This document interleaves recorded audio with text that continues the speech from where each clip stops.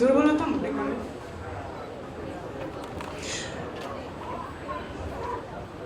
But আজকে এখানে সবার মাঝে হয়তো আমি সবচেয়ে ইয়াংগেস্ট।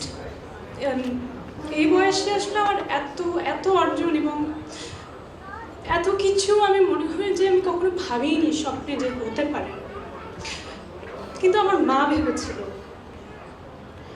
আমার আজকে অভিনয় জীবনের যাত্রা বলি বা গান শেখা সব কিছু, এগুলোর আসলে পেছনে আমার মার অবদান। এটা আমার বাবা না, সম্পূর্ণ আমার মায়ের অবদান।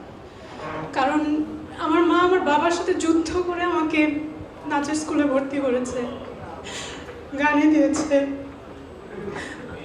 আমার পরীক্ষার মাঝখানে আমার কোনো কাজ আসলে আমার মা বাবার সাথে ফাইট করেছে যে না, তোমার মেয়ে পারবে, ভালো করবে, ওকে একটা সুযোগ দেওয়া উচিত। ও পড়াশোনায়ও যেভাবে মেনটেন করবে সেইভাবে ও অন্যান্য সব কিছুতেই করবে। তো আমার যখন হোলি ক্রসে চান্স পাই আমি ক্লাস 6, তুমি কিছু মনে করো না, অথচ তার আগ পর্যন্ত আমাদের এক গ্লাস পানিও ঢেলে খেতে হয়নি, যেহেতু আমার বাবা সরকারি কর্মকর্তা ছিল। এত এত মানুষজন ছিল কোনো একটা কাজ করার জন্য, ডাক দেওয়ার জন্য। সেই মানুষটা একা একা আমার ভাইকে আর আমাকে নিয়ে ঢাকায় চলে আসে। এবং আমার ছোট ভাইকে এমন এমন দিন গেছে যে রেখে আসার কেউ নাই। স্কুলে এসে সারাদিন বসে থাকতো, আমার ভাইটা গরমে ঘামতো, আর আমার মা বসে থাকতো যে আমার স্কুল ছুটি হবে, তারপর আমাকে নিয়ে, বা বাসায়ও যেত না, তারপর আমাকে নজরুল একাডেমিতে নিয়ে যেত গানের ক্লাসে। অনেক সময় প্রোগ্রাম থাকতো, রিহার্সেল হতো রাত্রে 8টা 9টা 10টা পর্যন্ত। আমি স্কুল ড্রেস পরে বসে থাকতাম, আমার মা বাসায় যে খাবার নিয়ে আসতো আমার, যাতে আমার কোনো অসুবিধা না হয়। ইভেন আমার যখন কাজের প্রথম অফার আসে তখনও আমার মা আমাকে জোর করে যে she is the first person to recognise that creativity inside me.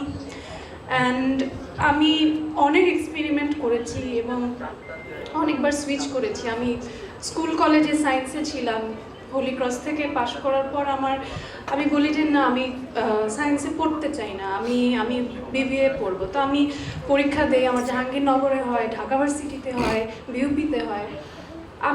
আমি শুধু একবার বলেছি না, আমি পড়তে চাই না। আমি ঢাকা ভার্সিটিতে জার্নালিজম পেয়েছিলাম, আমি বলছি আমি পড়বো না।